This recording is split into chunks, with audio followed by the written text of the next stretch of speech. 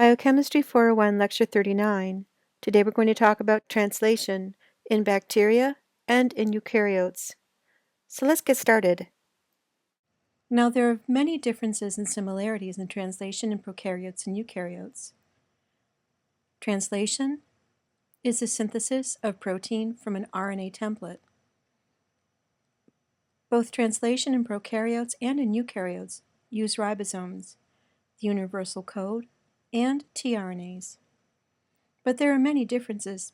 In prokaryotes, translation occurs at the same time and in the same place as transcription.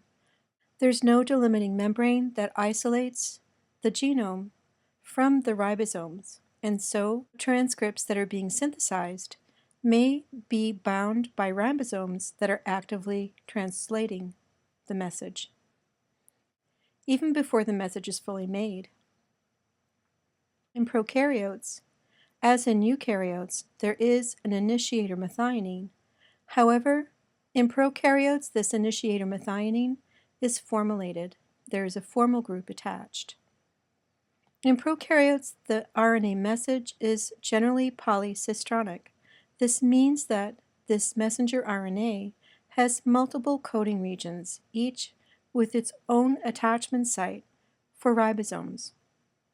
This is a region that is purine-rich and is known as the Shine-Delgarno sequence. This sequence is recognized by 16S ribosomal RNA in the small subunit of the ribosome.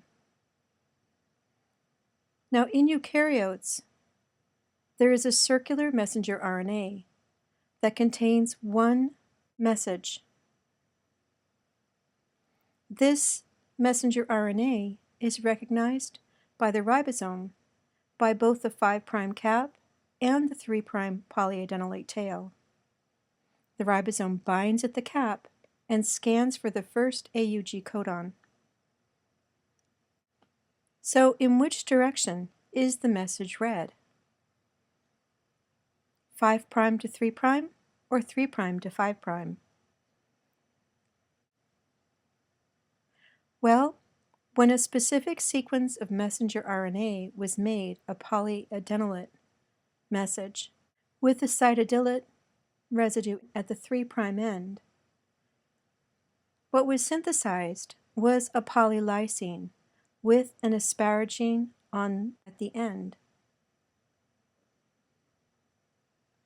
By giving the ribosomes a specific RNA sequence, it was determined that the RNA is read 5' to 3'. If the message were read in reverse, an entirely different peptide would be made. And so the message is read 5' to 3'. This also has great implications for prokaryotic translation, because since the message is read 5' to 3', this means that as soon as the message is synthesized, it can be immediately bound by ribosomes that can immediately begin translation, even before the RNA transcript is fully synthesized. If the message were read in the opposite direction, this would not occur. It would be necessary for the whole RNA transcript to be synthesized before translation could start. Amino acids are activated by attachment to a transfer RNA. They're brought to specific regions of the ribosome. And once they're in position, the amino group makes an attack on the ester carboxyl group.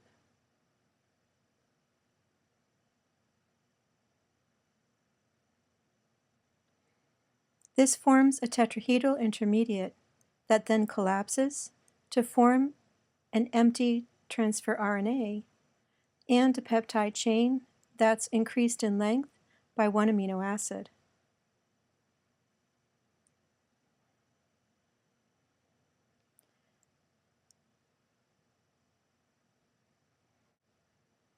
It's important to note that the incoming tRNA that's shown in green is also going to be the tRNA that accepts the growing chain. And so there is a transfer of the growing peptide chain from one tRNA to the new incoming tRNA.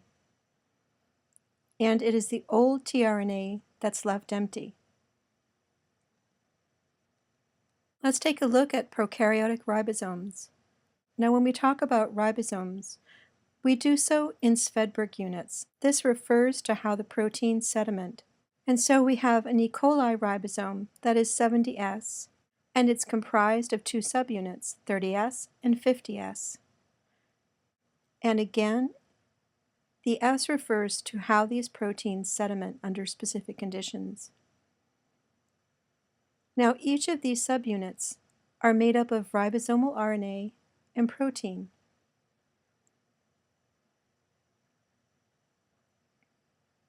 And if you look at the 50S subunit that's shown here, you can see that the majority of the ribosome is actually made up of ribosomal RNA. That's shown in yellow. The protein is shown in red. And it's thought that the protein provides structural stability, but the ribosomal RNA is actually the catalytic portion of the enzyme. The 50S subunit is called the large subunit, and it contains the 23S and the 5S ribosomal RNAs and several proteins. The 30S subunit contains 16S ribosomal RNA, and it's this 16S ribosomal RNA that makes contact and recognizes the start site of translation by recognizing a particular sequence in the messenger RNA. The small subunit and the large subunit fit together, and the messenger RNA will sit in the interface between these two subunits. In the small subunit, the RNA is shown in green and the protein is shown in blue, and again you can see that the majority of the enzyme is made up of ribosomal RNA rather than protein. And again, the protein provides a structural stability to the RNA. Now here we see a eukaryotic ribosome. This is an 80S ribosome. The entire thing is 80 Svedberg units. It is made up of a large subunit that's called the 60S subunit and a small subunit that's called the 40S subunit. The large subunit contains 5S rRNA, 5.8S rRNA, and 28S ribosomal RNA, while the small subunit, the 40S subunit, contains 18S ribosomal RNA. And this 18S ribosomal RNA serves a similar purpose in eukaryotes that the 16S ribosomal RNA does in prokaryotes. It's used for identification and binding to the messenger RNA. So let's look at what's going to happen. We have the ribosome with the messenger RNA in the interface between the small subunit and the large subunit. And there are three specific sites in which transfer RNAs are positioned: the E site, the P site, and the A site. The E site stands for exit site, P stands for peptidyl site, and this is the place in which the peptide bond will be formed, and A stands for the aminoacyl site. This is the place where the new transfer RNA that's charged with an amino acid will enter. So what's going to happen is there is an empty tRNA that's discharged. It's lost its amino acid in the formation of a peptide bond. And so it's in the E site, E for exit. The next step is that it will be kicked out. Now in the P site, there is a transfer RNA that contains an amino acid that's going to be attacked by the amino acid that's attached to the transfer RNA in the A site. As this happens, the peptide bond is formed. The next thing that's going to happen is the messenger RNA is going to ratchet toward the 5' direction, and the transfer RNA in the E site is going to be ejected. The transfer RNA that's now empty, that was in the P site, will now be in the E site, and the transfer RNA that was in the aminoacyl site will now be in the peptidyl site. And a new transfer RNA that's charged with an amino acid will be positioned in the A site, ready to attack the peptide chain. Now, another thing that you can see quite easily in this diagram is the polypeptide chain is extruded through a hole that exits the back of the 50S large subunit of the ribosome. So as the polypeptide is formed, it exits out this hole. Now, transfer RNAs are very important in this scheme. In fact, the loading of the amino acid to the correct transfer RNA is critical to make sure that the correct polypeptide is formed.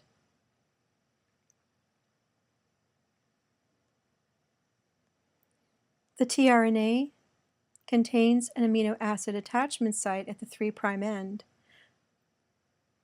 and the amino acids are going to be attached to the ribose that's at the 3' end.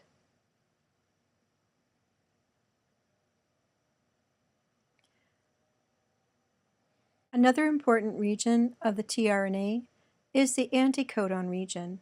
It is this 3 nucleotide region that will recognize the codon in the messenger RNA, and so will load the right amino acid that corresponds with the right codon. You can see how it's critical that the right amino acid is charged on the right tRNA. So how is it that tRNAs are charged with amino acids? The first thing that we're going to do is we're going to activate the amino acid itself with ATP to form aminoacyl AMP. The reaction goes like this. An amino acid plus ATP yields an aminoacyl AMP plus pyrophosphate. This pyrophosphate is immediately cleaved to yield 2 molecules of inorganic phosphate. It is this hydrolysis that drives the reaction forward. Now that we have aminoacyl AMP, we're going to use this activated amino acid to attach it to the 3' end of the transfer RNA. And we'll do so either at the 2' position or the 3' position of the ribose in that last adenylate. This results in an aminoacyl tRNA and AMP. The bond that links the amino acid to the ribose hydroxyl is an ester bond. And what we end up with is a charged tRNA, an amino acid attached to a specific tRNA. Both reactions, both the initial activation of the amino acid and the transfer to the 3' adenylate, are carried out by the same enzyme, aminoacyl tRNA synthetase. And there are specific aminoacyl tRNA synthetases for each of the amino acids. The aminoacyl AMP intermediate stays right in the enzyme after its formation, and so you can think of the aminoacyl AMP as an intermediate in the pathway. Now, if you'll notice, there is an activation site in which the aminoacyl group is attached to the 3' adenylate, but then there's an editing site there too. So if the wrong amino acid is attached accidentally, it can be removed by entry into the editing site. Then it can be hydrolyzed off, and the aminoacyl tRNA synthetase can try again. Here we see a schematic in which a tRNA is shown in red, and the aminoacyl tRNA synthetase is shown in blue. You can see the editing site and the activation site. So in the activation site, the ester linkage is formed, and if it's the correct amino acid that's loaded, no problem. But if it's the wrong amino acid, it will be shifted toward the editing site, and it will be hydrolyzed off. So what specifies which amino acid is added to the peptide chain? Is it the anticodon, or is it the amino acid loaded onto the tRNA that's recognized as correct? So to figure this out, you can charge a tRNA that normally recognizes cysteine with the cysteine, and then change the sulfhydryl group to a methyl to yield an alanine. And so what you have now is you have a misfired tRNA. You have a tRNA that's supposed to have a cysteine on it, but now it has an alanine bound. If you were to add this to a translation reaction, would it add as if the amino acid were an alanine, therefore cued by the amino acid that's actually loaded? Or would it be added as if it were actually a cysteine bound to the tRNA? In this case, the cueing would be done by the anticodon of the tRNA itself. Well, I think you already know the answer to this one. It would in fact be added as if it were a cysteine. The tRNA is pretty dumb.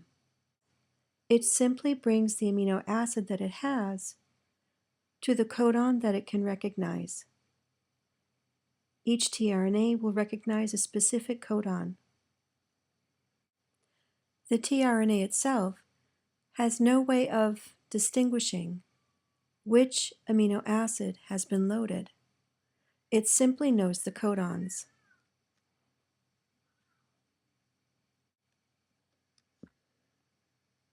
If, on the other hand, you were to take this misfired tRNA and you were to add it to a reaction that contains the cysteine amino acyl tRNA synthetase, the synthetase would recognize the misfired tRNA and would be able to remove the alanine.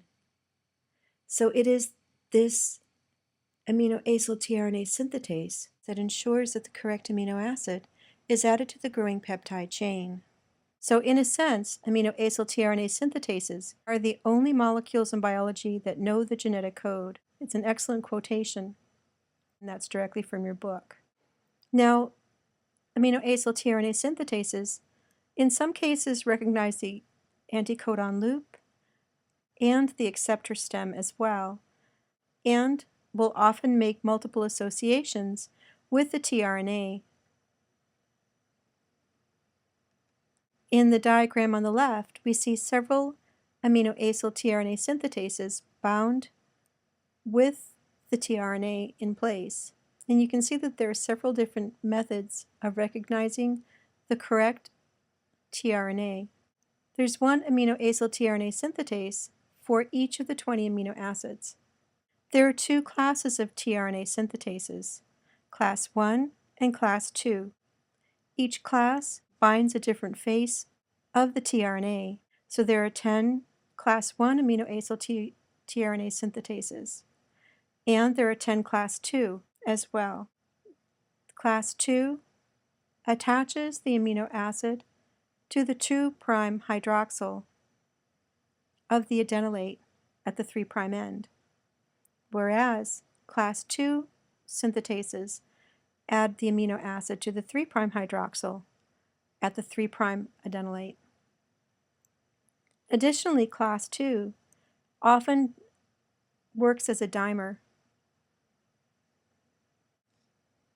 If you would like to learn more about this, you can do so by following the link at the bottom of the slide. In prokaryotes, messages are recognized by the Shine-Dalgarno sequence. This is a purine-rich region that's about 10 base pairs away from the initiator methionine. This is the first codon that's read for protein synthesis, and it generally is an AUG that encodes a methionine.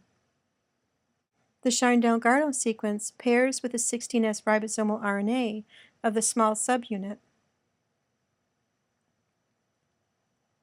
And translation begins with the first AUG just downstream of the Shine-Delgarno sequence. Now I said that many prokaryotic messages are polycistronic. That means that they encode several different proteins. And there is a Shine-Delgarno sequence for each of those proteins. The ribosome recognizes the start site of translation because it binds to the Shine-Delgarno sequence and then translates beginning with the first AUG after the Shine-Delgarno sequence. Now the starting methionine in prokaryotes is formulated. This methionine is loaded onto a special tRNA that's known as tRNA F. This methionine that's loaded onto the tRNA is recognized by the enzyme transformylase, which uses the folate-derived cofactor N10-formyl tetrahydrofolate in the transfer of the formyl group. And so we're going to start off with methionine. It's going to be loaded on to the correct tRNA, tRNA F, by the tRNA synthetase. Then this loaded tRNA is going to interact with transformylase such that a formyl group is added to the methionine. Initiation of translation in prokaryotes proceeds like this. First, we have three initiation factors: IF1, IF2, and IF3. IF1 and IF3 are going to bind to the small subunit, the 30S subunit, to keep 50S from binding. We don't want to have the ribosome close prematurely because it takes some energy to pry them apart. The messenger RNA is going to bind through contact between the Shine-Delgarno sequence and the 16S ribosomal RNA in the small subunit. The initiator tRNA that's formulated is going to be brought to the start site of translation, to that AUG, by IF2, and IF stands for initiation factor. Now, initiation factor 2 is a GTPase, and it takes this formulated methionine and it takes this tRNA right from the formylase to the start site of transcription. And so this is a specialized initiation factor that makes sure that that tRNA that contains the formulated methionine is delivered right to the ribosome at the start site of translation. Once IF2 brings its tRNA to the start site of translation, IF3 and IF1 are released. Then GTP hydrolysis to yield GDP allows IF2 to leave and the 50S subunit to bind. When the initiator methionine is brought to the start site of translation, conformational change occurs such that IF3 and IF1 leave. Then GTP hydrolysis allows IF2 to leave.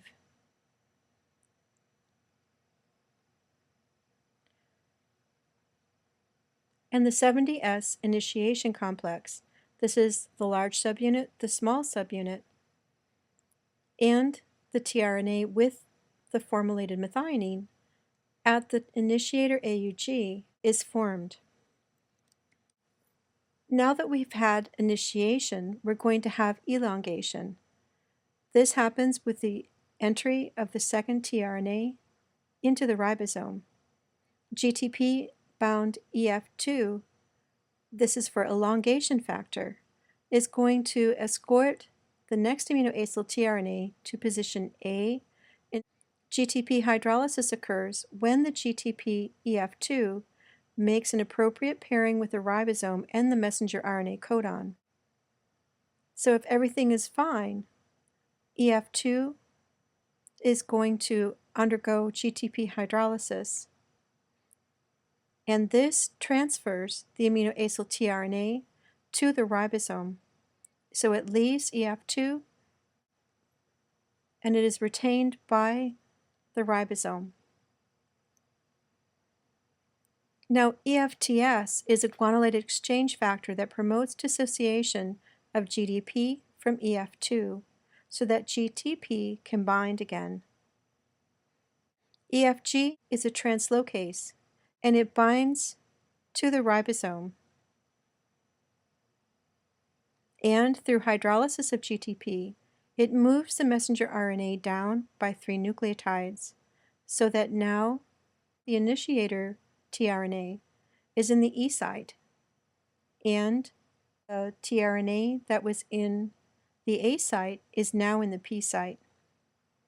And in this diagram, we see EFG that's going to bind near the A site, and then through GTP hydrolysis to yield GDP and inorganic phosphate, moves the messenger RNA down by 3 nucleotides. And the tRNA that's in the exit site is going to be ejected. So how is it that translation stops? There are release factors that recognize stop codons. There is no specific tRNA that will bind to a stop codon. Rather, there is a release factor that will. The release factors mimic an amino acyl tRNA and bind to stop codons, but they promote peptide release, possibly by promoting hydrolysis of the ester linkage between the peptide and the tRNA in the P site. Hydrolysis of the peptidyl tRNA ester linkage occurs, and GTP hydrolysis by EFG and ribosome release factor releases the messenger RNA and the entire tRNA ribosome complex. So let's take a minute and see how anticodons and codons relate to one another. We know that the code is continuous and non-overlapping. Here we see the 5' untranslated region. This is a purine-rich region that's just upstream of the initiating methionine. Now, if you look, there are many codons that will specify the same amino acid,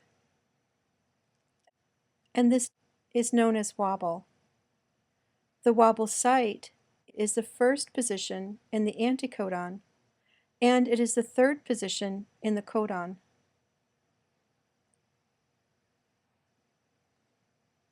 If the first base in the anticodon is a C, it's going to bind to a G. If it's an A, it will bind to U. But if it's a U, it can bind either to A or G. And if it's a G, it can bind to either U or C. And if it's an inosine, it can bind to U, C, or A. And so it is the base that is in the first position in the anticodon that determines how much wobble there will be in reading that codon. So one of the things that is really good about the differences between prokaryotes and eukaryotes as far as translation goes is that we can use specific antibiotics that inhibit specifically prokaryotic ribosomes. Streptomycin and other aminoglycosides can inhibit initiation and cause the misreading of messenger RNA. Tetracycline binds to the 30S subunit and it inhibits the binding of amino acyl tRNAs. Chloramphenicol inhibits peptidyl transferase activity of the 50S ribosomal subunit, and all of these are in prokaryotes. Now cyclohexamide inhibits translocation in eukaryotes, so this is one that's specific for eukaryotes. Erythromycin binds to the 50S subunit and inhibits translocation in prokaryotes. So cyclohexamide and erythromycin do essentially the same thing by inhibiting translocation. Cyclohexamide does so in eukaryotes, and erythromycin does so in prokaryotes. Now puromycin causes premature chain termination, and it does so by acting as an analog of the amino acyl tRNA.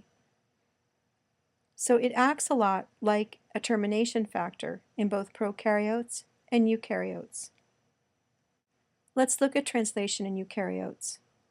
The ribosome is larger, it's an ADS particle, and we're going to start out with methionine tRNA. This is a methionine with a special initiator tRNA. So it's not the amino acid that's different. It's the tRNA itself that's special. This is a special tRNA that's only used for initiation, not for internal AUGs. In eukaryotes, we always start with an AUG as a start site of translation. The 40S ribosome particle is going to attach to the 5' cap and is going to look for the first AUG in a scanning process. There's only one coding region per messenger RNA. Although prokaryotes can have several, eukaryotes have one. And as I said before, prokaryotes can have several, and each of these will have its own Shine-Dalgarno sequence. But in eukaryotes, only one coding region per messenger RNA. Eukaryotes have more elongation factors, so the translation in eukaryotes is more complex. Now, the thing is that messenger RNA in eukaryotes is circular. There is an interaction that occurs between initiation factor EIF4E and G and the polyadenylate binding protein PABI. So PABI binds to the polyadenylate tail, and the initiation factors bind to the 5' cap. And through associations one with another, they serve to circularize the messenger RNA. And it's thought that this allows for many rounds of translation to occur. The ribosome can dissociate from the message and then reassociate easily. Eukaryotes have a different way of doing things as well, because they can have proteins that are translocated into the endoplasmic reticulum as they are being synthesized. And so there is a signal sequence that identifies particular proteins as soon as they're synthesized. So what happens is there is a signal recognition particle that will bind to a specific sequence and translocate the ribosome with the message right to the endoplasmic reticulum and will dock there. As the ribosome is docked there, the message is translocated right into the endoplasmic reticulum. Once the message is in the endoplasmic reticulum, the signal sequence will be cleaved, and here we see the signal recognition particle. This is made up of 6 proteins and one very long RNA, and so the message begins to be synthesized. And as soon as the N-terminal signal sequence is produced, SRP binds to the signal sequence and occludes elongation factor binding site so that elongation stops. The ribosome with SRP attached will bind to the SRP receptor at the endoplasmic reticulum. Then, hydrolysis of a GTP in the SRP and also in the receptor are going to allow for the starting again of translation. The translocon is going to open, allowing for translation right through and into the endoplasmic reticulum. Then the signal sequence will be cleaved, translation finishes, and the protein folds in the endoplasmic reticulum. When ribosomes bind to the endoplasmic reticulum, it gives the endoplasmic reticulum a rough appearance. It looks really bumpy because of the ribosomes that are attached at the ER. So there's a smooth ER that does not have ribosomes bound. And generally the smooth ER will be more involved with lipid metabolism and detoxification. But the rough ER is responsible for the synthesis of proteins that are going to be transported out of the cell, transported to the lysosome or other membrane-bound compartments, or that are going to serve as plasma membrane proteins.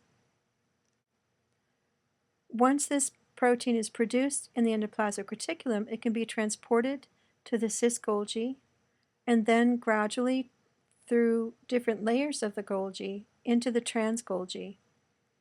There it can be transported to secretory granules